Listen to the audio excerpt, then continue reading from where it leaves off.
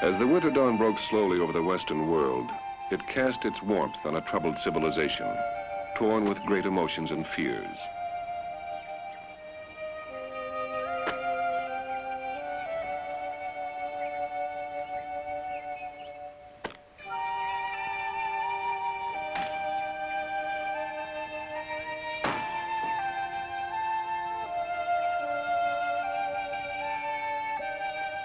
It was Sunday, December 7th, 1941. Europe was a continent of hate, fear, suffering, pain, and death. One by one, great nations had fallen under the crushing power of Hitler and Mussolini. Poland, Belgium, Holland, France, Denmark, Norway, Austria, Hungary, Czechoslovakia, and now only Great Britain, battered and bleeding, stood awaiting her doubtful destiny.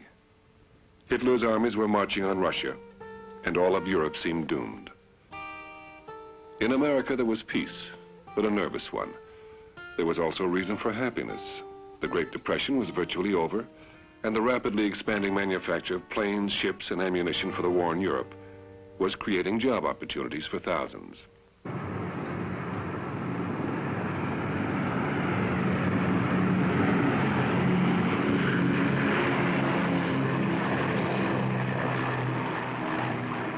There were a lot of people, however, more than a little concerned about some slow-moving negotiations that were going on in Washington between President Roosevelt and statesmen from Japan. In the South Pacific, Australia and New Zealand were very much involved in the European War, some 12,000 miles away. The young men of both countries were fighting alongside the British, and now were locked in battle with the Nazis' dreaded Afrika Korps. But at least the Anzacs could take comfort in the knowledge that the conflict was a long way away, and that the Pacific Ocean was living up to its name as the Sea of Peace. And then, in one horrible instant, that was all over. Wave after wave of planes of the Emperor of Japan dropped their bomb loads on America's Pacific Fleet at Pearl Harbor and Hawaii. And war came to the Pacific. And as America counted her dead and sadly surveyed the loss of much of her naval power, no one could have even imagined that only a few months later, the eyes and the hopes of the free world would focus on a small, primitive, virtually unheard of island in the South Pacific. Its name, Guadalcanal, and this is its story.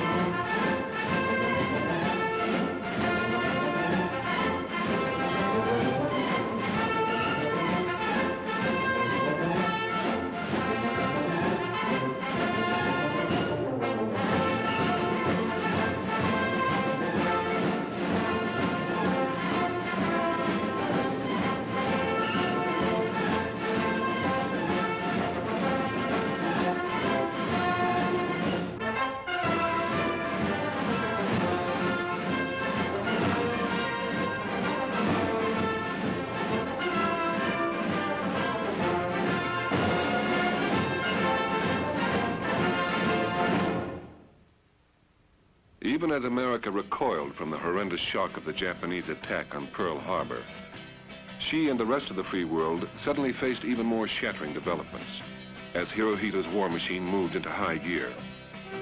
Only hours after Pearl Harbor, Japanese planes and ground troops attacked and captured Tarawa and Macon Island in the Gilberts and Bangkok. And they landed invasion forces on the Malay Peninsula. On December 10th, they struck at Guam and took it, and landed in force in the Philippines. And in the next few days, struck hard at Burma, British Borneo, Hong Kong, Shanghai, Mindanao,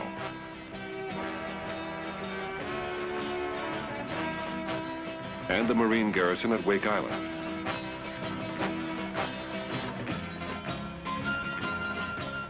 In January of 1942, the Emperor's forces hit hard at Borneo, the Celebes, Amboina, New Ireland, and New Britain, Bougainville. During February, the lightning action went on uninterrupted. The great British base at Singapore fell, and the Japanese invaded Sumatra, Java, Bali, Timor, and Mindoro. And still the Japanese forces thundered on. During March and April, they invaded the Andaman Islands, New Guinea, the Admiralty Islands, Cebu. And by the end of April, the valiant defenders of the Philippines had surrendered Bataan, and the Western Pacific was fast becoming a Japanese lake. In early May, the survivors of Bataan surrendered Corregidor Fortress. Shortly thereafter, Mindanao fell, and a few days later, Burma had been conquered.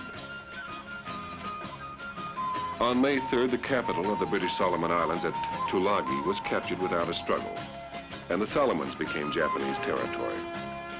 July 7th marked the fall of Buna, and the northern half of that huge island was under the Emperor's rule.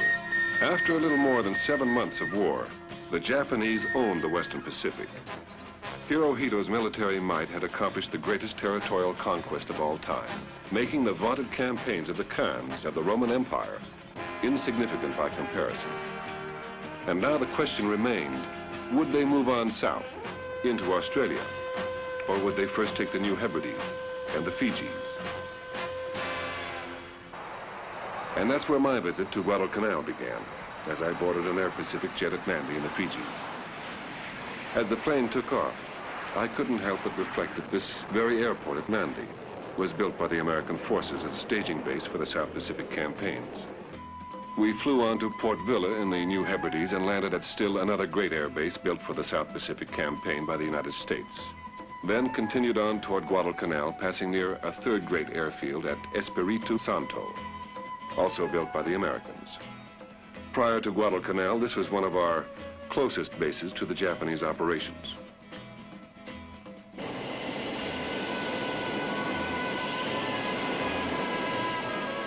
The flight was sheer luxury compared to the conditions the military airmen experienced back in 1942. Then came an announcement that brought a chill and a thrill. Ladies and gentlemen, we're now descending to land at Guadalcanal. We'll be on the ground at Henderson Field in just a few moments. Thank you. Guadalcanal, Henderson Field. That's what it's all about. And I'd be there in a minute.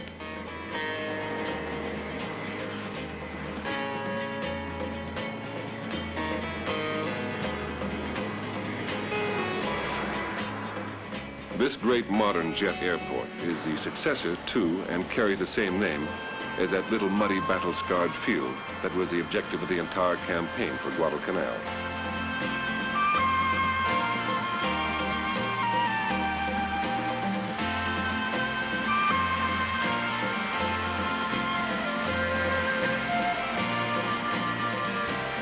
This was the spot where history began.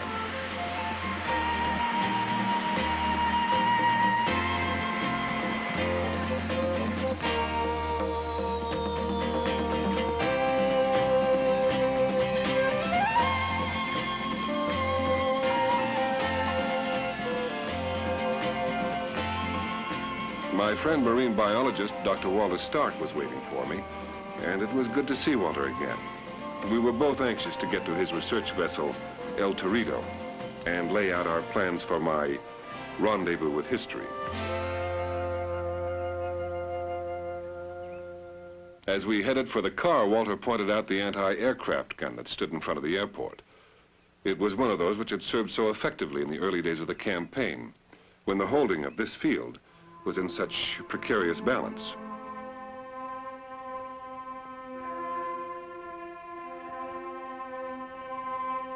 I couldn't help but wonder back on those moments, reflect upon the action in which this weapon had served, on the men who made it work, and on the other group of men it had worked on.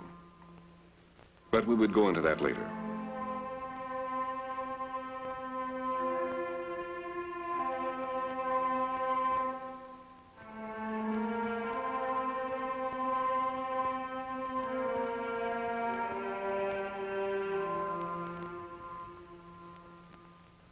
Now it was time to go aboard Walter's magnificent research vessel, the El Torito, and make our plans.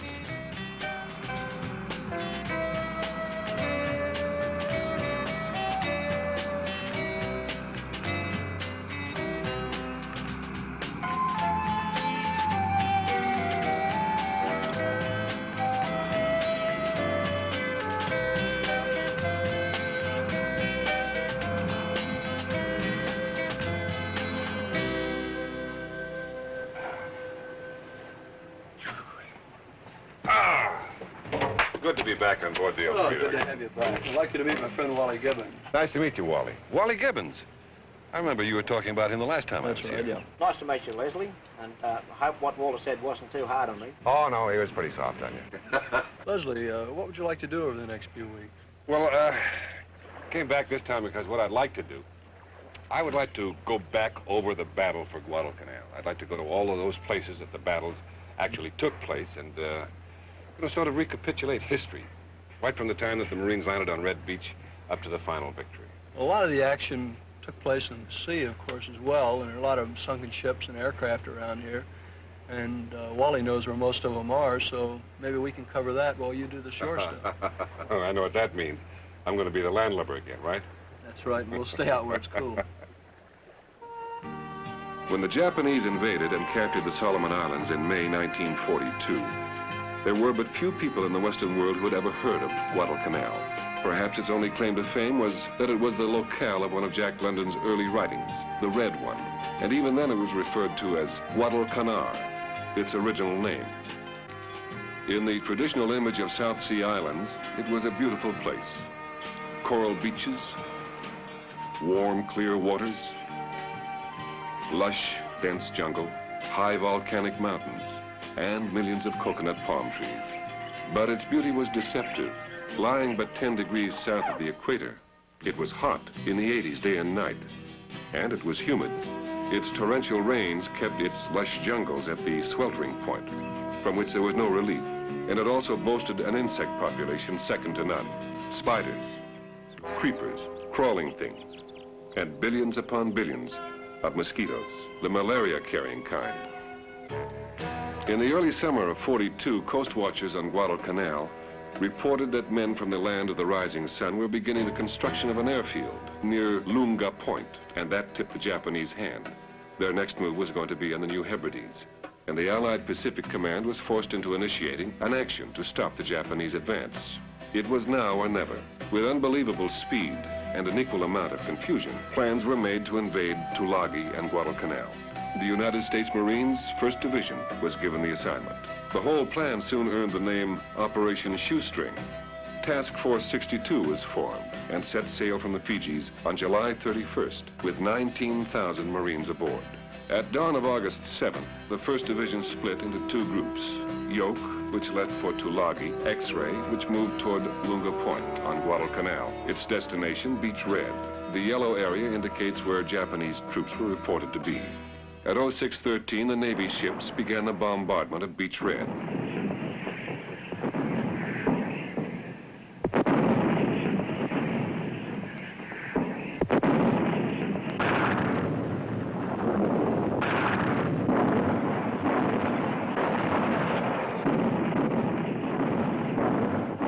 Then the air groups took over with pinpoint bombing and strafing runs. And the Marines moved toward Beach Red and their destiny.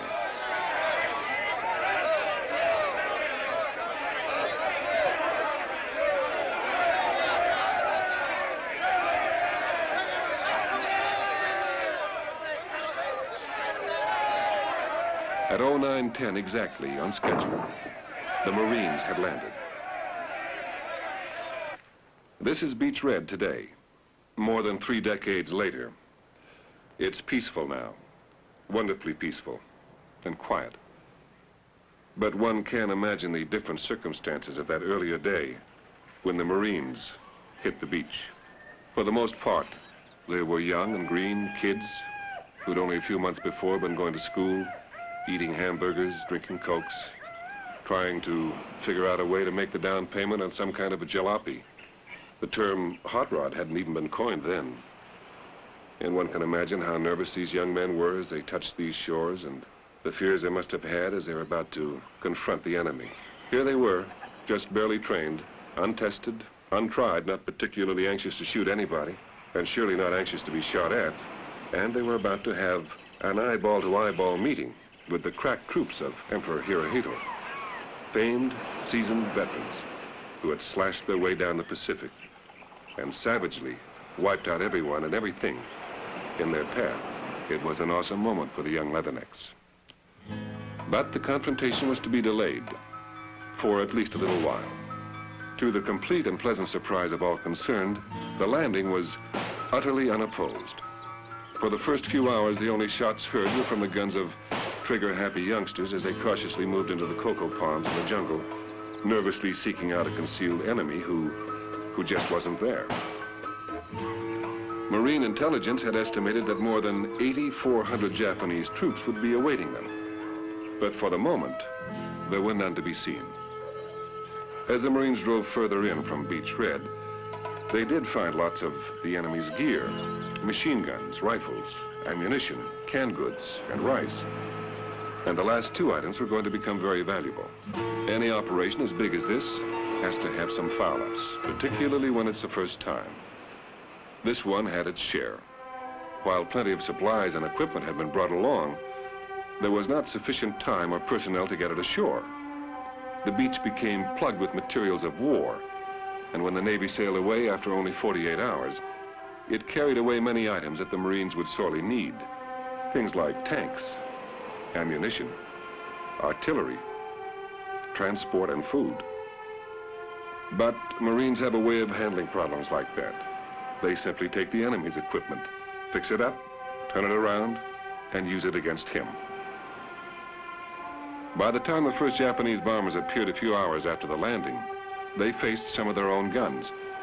One of them still remains on the sands of Beach Red. That August 7th landing marked the beginning of many important developments that would affect the future. But I doubt if any of those Marines who hit Red Beach, where I'm standing right now, would have imagined that it would one day become a very fashionable residential real estate development. How times have changed.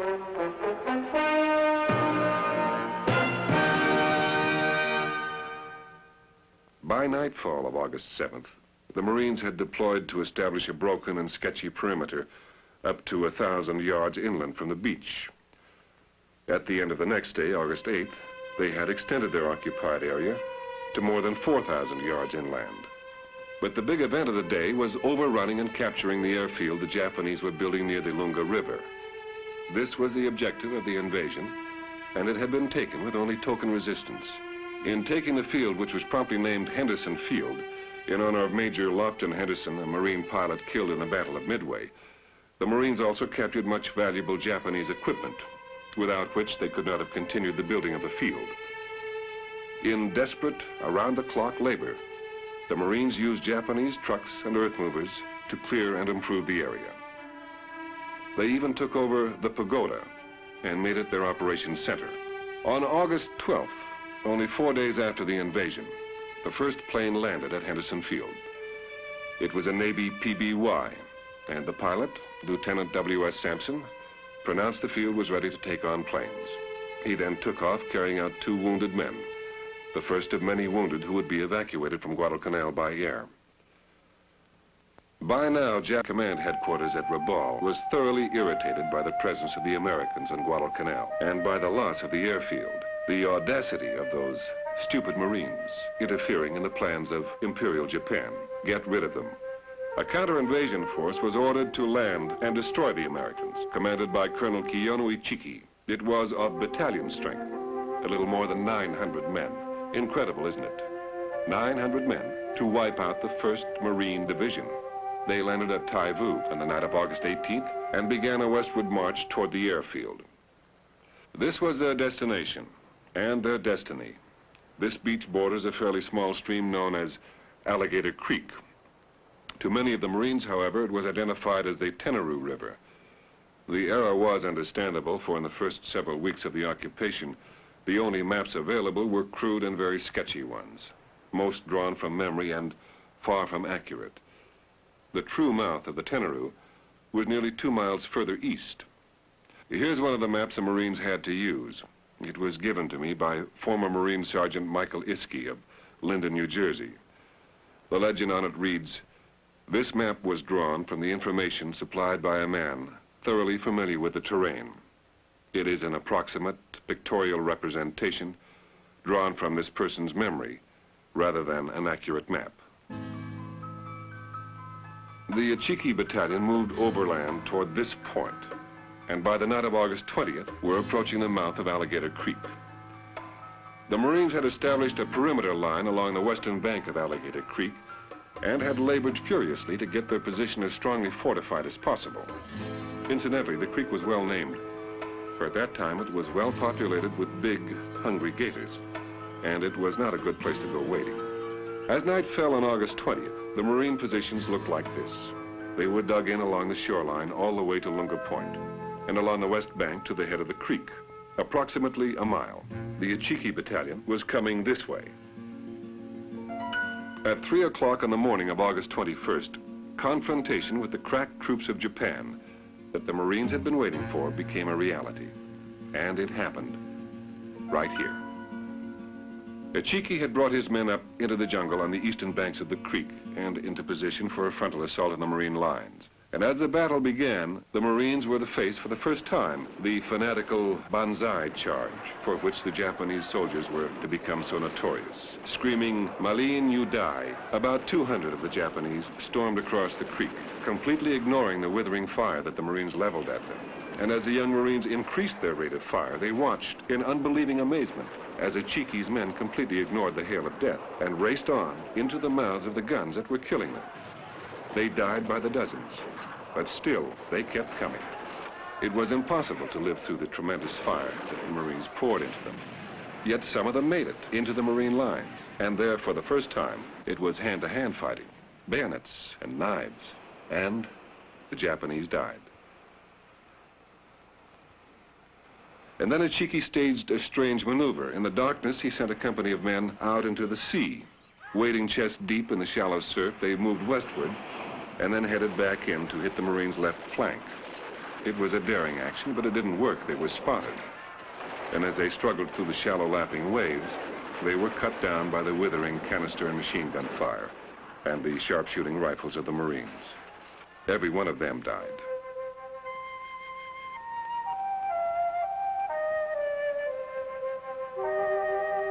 And then the Marines' commanding officer, Major General Alexander Vandergrift, made a brilliant strategic move that was going to put the battle on ice.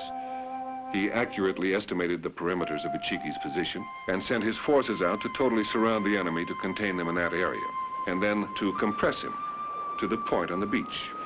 And that's exactly how it worked. The battle went on all through the day. The Japanese fought tenaciously, desperately, and the Marines fought on with the same determination. They had the enemy surrounded, and they moved forward relentlessly, driving him out of the jungle and onto the beach, pushing him into a never-decreasing area. Finally, the tanks were called in, and they stormed the Japanese with total authority. It was hoped that many prisoners would be taken, but Achiki's men remained fanatical and fought on without any sign of surrender. Then, with no alternative, the tanks crossed and recrossed the beach many times, literally crushing the remainder of the battalion. General Vandergrift wrote later, "The rear of those tanks looked like meat grinders." The Battle of Alligator Creek, or of the Tenaroo, was over. The Marines had met the crack troops of the Rising Sun and had defeated them decisively. Achiki's battalion had been totally destroyed, allowing for a few stragglers who escaped into the jungle and for 15 badly wounded who were taken prisoner. The rest died there on the banks of Alligator Creek. About 900 men, and the cost to the Marines, 34 killed, 75 wounded. Today, Alligator Creek looks much like it must have before the hostilities ever began. Not many signs of the conflict remain. The jungle has grown back to cover the destruction of that day in August in 1942. On the eastern end of the beach, there is a pile of scrap metal representing many of the instruments of war that were destroyed in the battle. And not far away are some shells that are gradually rusting away.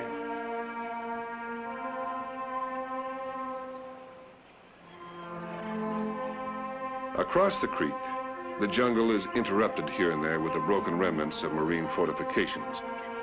They remain, silent reminders of the torments and the furies of man.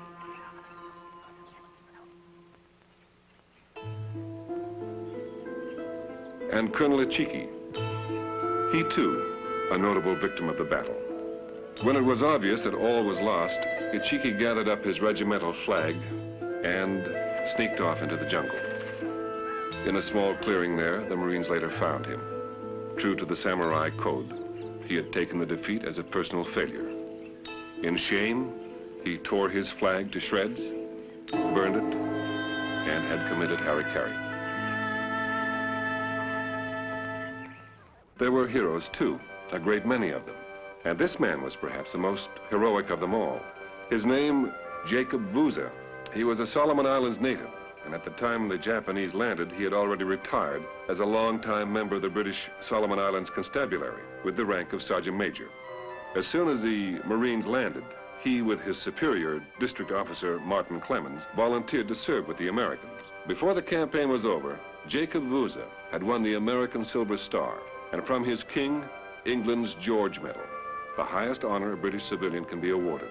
He became the legend of Guadalcanal. And the legend lives.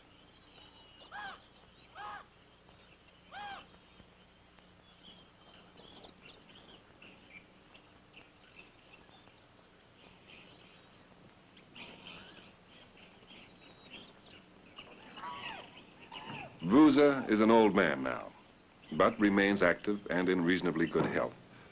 He is a loyal British citizen, but his admiration of his beloved Marines and his appreciation to America for having driven the hated enemy from his homeland has inspired a ritual both rare and touching, which he observes every morning.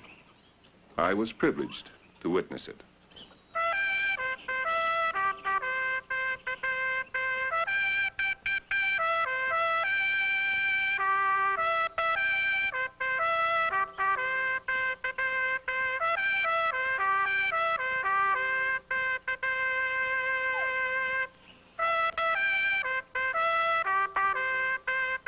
Vouza's village is named Roroni and is about 25 miles east of Henderson Field.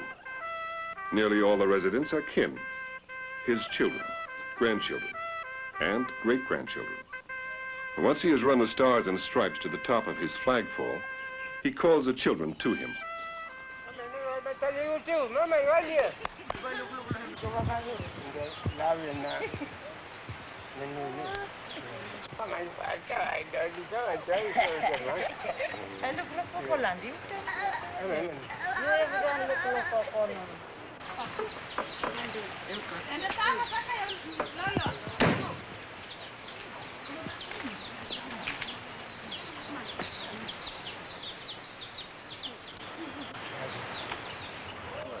Sergeant Major Vouza? My name is Leslie Nielsen, and I've come over here from California. Yeah. I'm doing a tour of Guadalcanal, Yeah. and I'm traveling around, finding all of those places where the battles took place and sort of recapturing the history of World War II. Yeah. And of course, we can't do that Yeah. without talking to the foremost hero of the Solomon Islands. You know, I'd like to ask you, you were captured at one time by the Japanese, as I recall. Yeah. Could we go over and you could sort of explain to me what happened when the Japanese captured you that time? Yeah. And what happened? Yeah, I went down to Henderson Field. I see Colonel Buckley.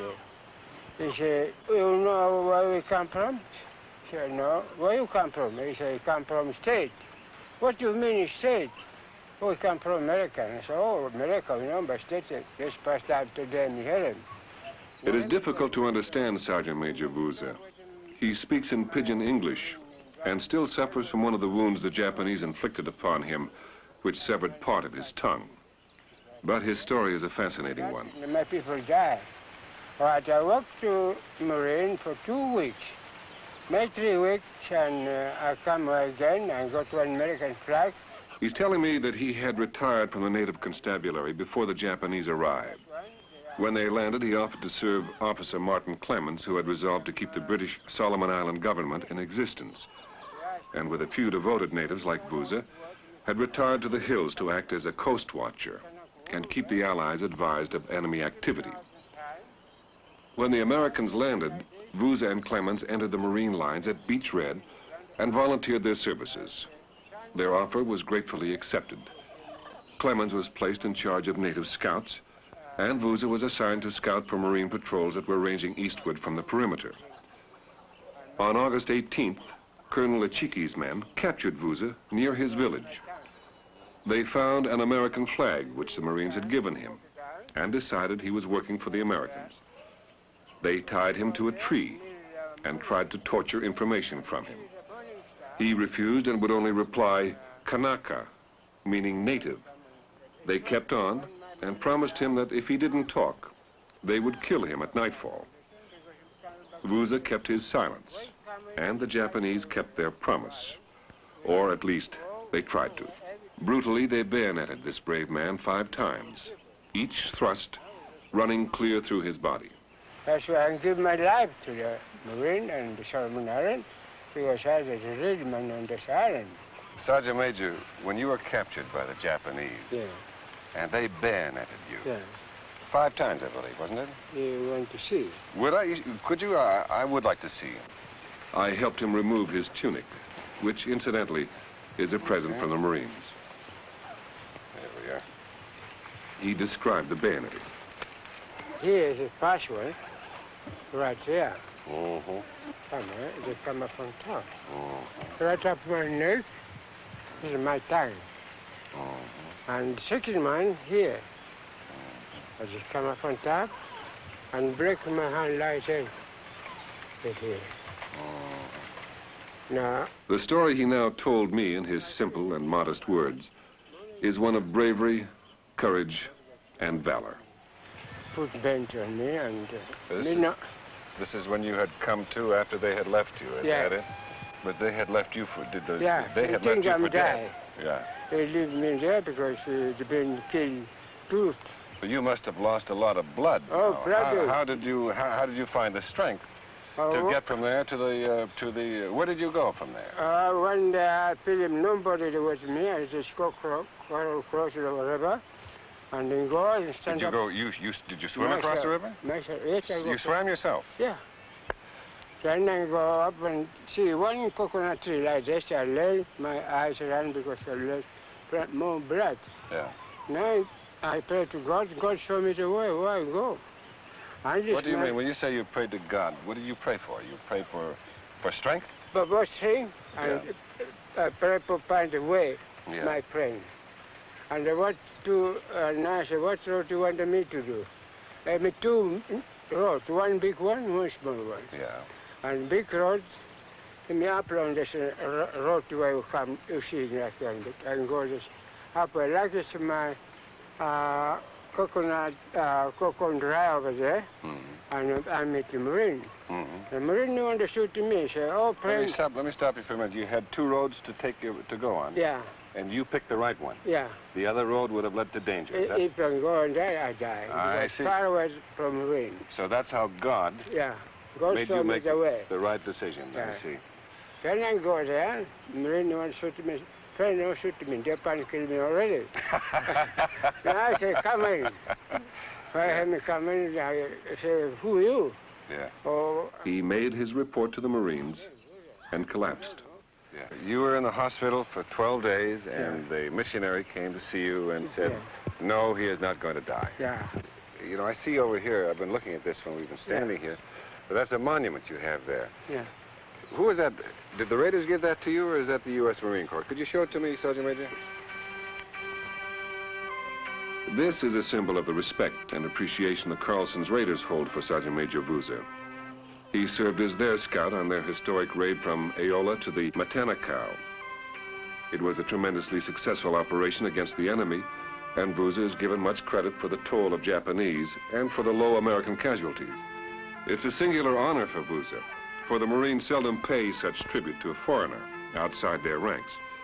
But that isn't quite right either, for Jacob Vouza has been made an honorary Marine, and with the rank of Sergeant Major.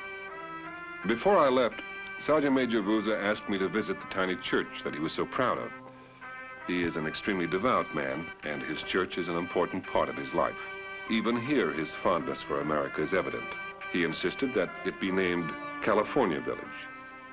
I thank you for you come over and take trouble. The all you receive to come and see me. Well, I thank you for taking the trouble to tell us the story and to recount it for us, and for your hospitality and for letting me meet your family, and I hope to come back to see you again. Oh, thank you. Come over. Vouza lives as a true example of the Marines' motto, Semper Fidelis, always faithful. These headquarters were shocked by the total destruction of Ichiki's battalion, and they now gave orders to General Kiyotaka Kawaguchi to take 6,000 men to Guadalcanal and get that airfield back. About 4,000 soldiers under Kawaguchi were to be landed at Tasimboka, and 2,000 more under Colonel Oka at Tasafaranga. The Japanese Navy's method of transporting troops to Guadalcanal was by destroyers and transports, and was an effective one. Nearly every evening, a sizable fleet sailed from the Japanese base in the Shortland Islands and headed for Guadalcanal. Under the command of a brilliant, tenacious admiral named Raiso Tanaka, the fleet moved on a precise schedule, so exact that the Marines soon named it the Tokyo Express. Its departure time was coordinated with the sunset, so that it reached this point as night fell, and it traveled in darkness the rest of the way. Planes from Henderson could rarely spot Japanese ships in the blackness of the tropical nights. The usual procedure was to deliver troop reinforcements and supplies, then pass along the shoreline opposite Henderson, fire a few hundred rounds from the big naval guns at the airfield, doing lots of damage and keeping everyone awake. Then heading home still in darkness, until the dawn found them virtually out of range of Henderson's planes. General Kawaguchi's troops were delivered this way to Taivu Point, 4,000 of them. But Colonel Oka stubbornly insisted on going by landing barge. Colonel Oka soon found out landing barges were a bad choice. On the night of September 2nd, stubborn Colonel Oka left the southern end of Santa Isabel with more than 1,000 crack soldiers and 48 landing barges. They planned to land on Guadalcanal at dawn, but heavy seas slowed their progress, and newly arrived planes from Henderson Field spotted them before they could reach the coast. Marine pilots from the Cactus Air Force had a field day as they bombed and strafed the sluggish barges. Oka's battalion took a tremendous pounding. There's no record as to how many barges were lost, but at least 500 officers and men perished. And it's remarkable that the remaining 500 did reach Guadalcanal near Cape Esperance.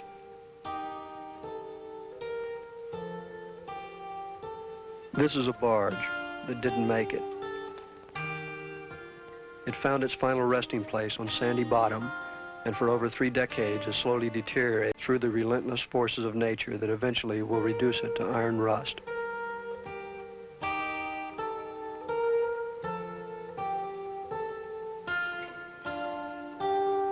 It is ironic that the death of a ship, in itself a tragedy, shall in turn create a foundation for new life and new growth on the ocean floor.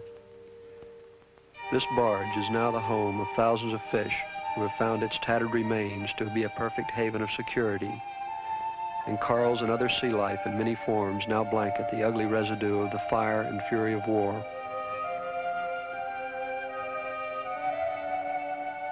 Eventually, the new growth will completely obliterate all signs of the work of man and of the destruction he can accomplish.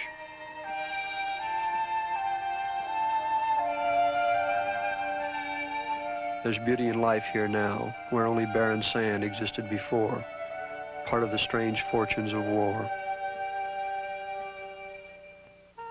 Notwithstanding the beating he had taken from the Cactus Air Force, Colonel Oka landed his remaining troops at Cape Esperance. Additional troops joined him the next night, and he started the arduous trek eastward to meet up with his commanding officer, General Kawaguchi, who, with about 4,000 troops, had been delivered by the Tokyo Express near Taivu and were hacking their way through the rainforest.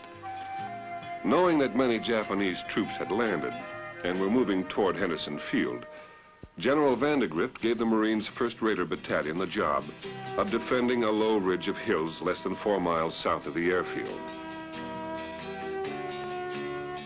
The Raiders were under the command of Colonel Merritt Edson, and the position he selected may well have been the key to the eventual victory at Guadalcanal.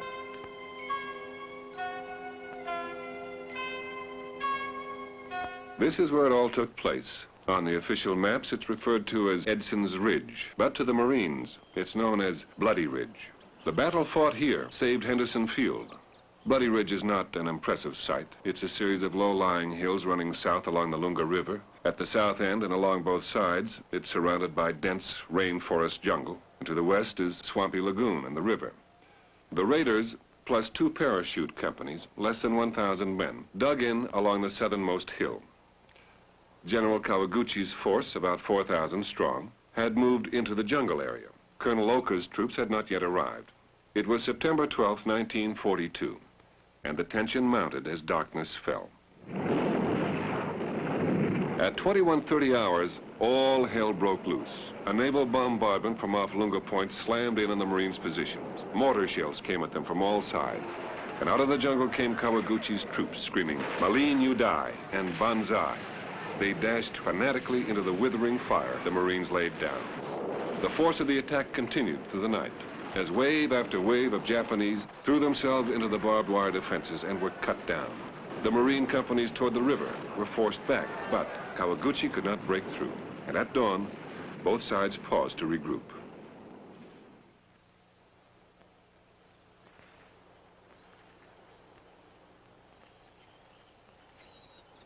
I'm standing now at the Marines' frontline position. The main trench is still here, but it's eroding away, as are the dugouts behind it. It's quiet now, just a breeze through the grass and the calls of birds from the jungle. And that jungle hasn't changed a lot either. You feel a sinister darkness there, and one can almost visualize the hordes of Japanese soldiers as they came screaming out of the blackness.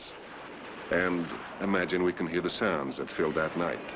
Machine guns and rifle fire, the whistle of mortars and artillery shells, the blasts of grenades, and the screams of the wounded and the dying.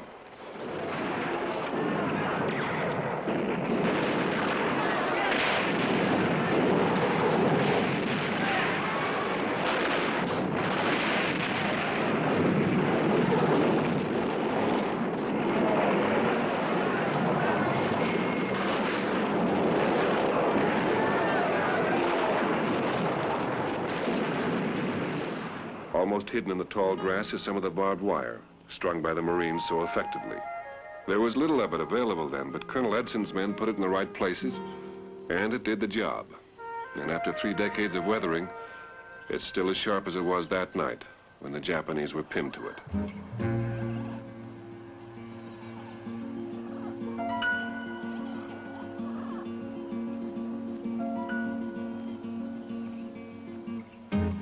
But the battle was only half over.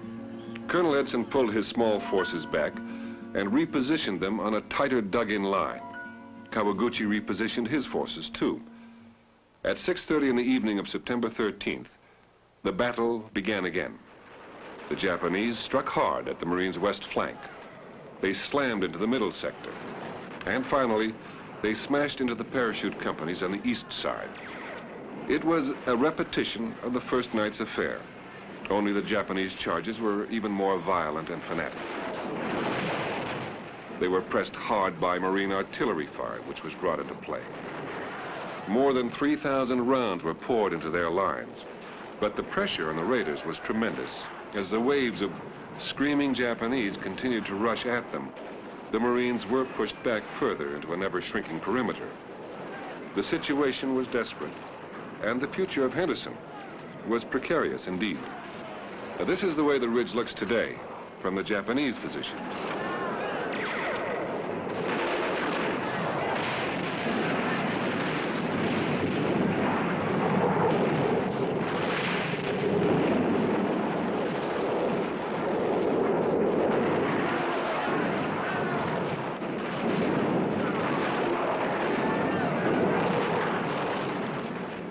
Marines were dug in on that hill, and the enemy was pouring out of the jungle and storming up the hill into a hail of fire.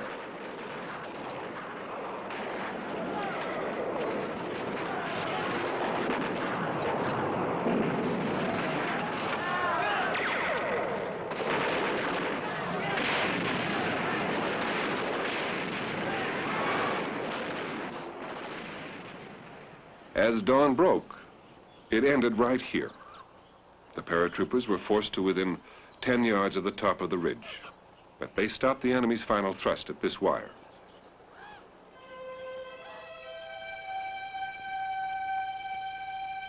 The Battle of Bloody Ridge was over.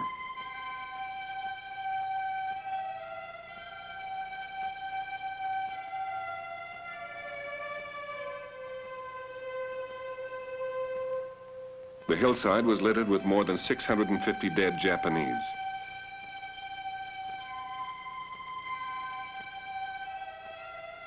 They had died in vain, but they were not to be forgotten. This shrine was erected in 1971.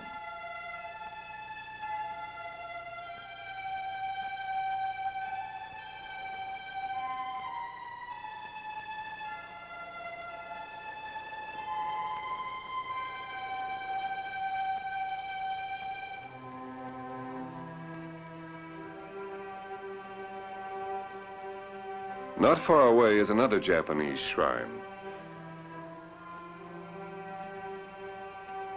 Kawaguchi's forces had suffered terrible losses. Of about 4,000 men, it is estimated that 2,000 of them died on the ridge or in the jungle nearby. Marine losses were 40 killed or missing and 103 wounded.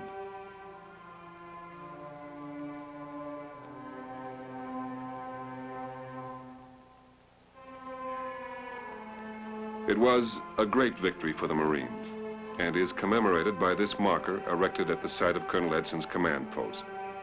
In their tradition, they had won against great odds and had saved Henderson Field.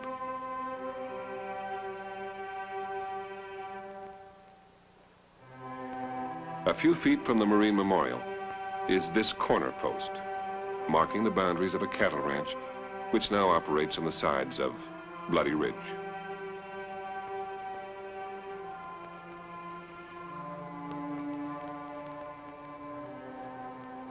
The battle moved on a little further west.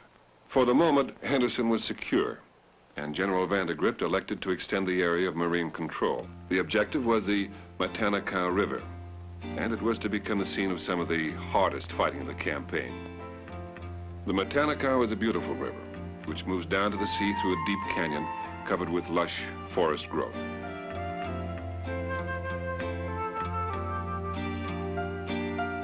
I got my first view of it from a path cut in the tall kundai grass. It is invitingly beautiful, but the blades are serrated like tiny saws and were a misery to the Marines who had to walk through it. Today, the Matanakaw is a beauty spot, its waters slowly moving past the jungle growth and an occasional coconut palm. It offers many irresistible pools that the native kids are quick to take advantage of. The constant heat and humidity making the old swimming hole a most important part of the day. But only a few feet away from the happy boys, there remains a silent reminder of the violence that was here some 30 years ago.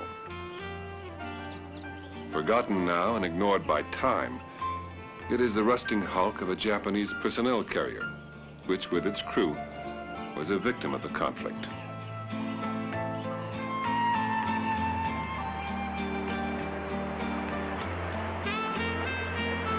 How it came to rest here is not known. The terrain is steep, virtually impassable. Presumably it was engaged higher up the slope and was hit and tumbled down the hill to the river's edge.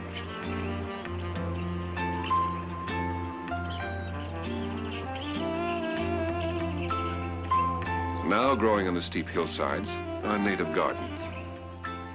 Not far away on the eastern bank of the Matanakaw, the terrain rises sharply, and according to local residents, this spot was a site of another instance of the fanatical determination of the Japanese soldiers. The story goes that a large group of them were bivouacked at the base of this sharp cliff. At the top was a Marine Raider battalion.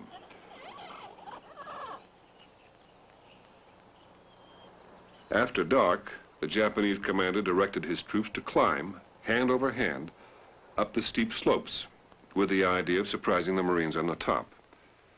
A young Marine glanced over the edge, called his buddies, and a massacre followed.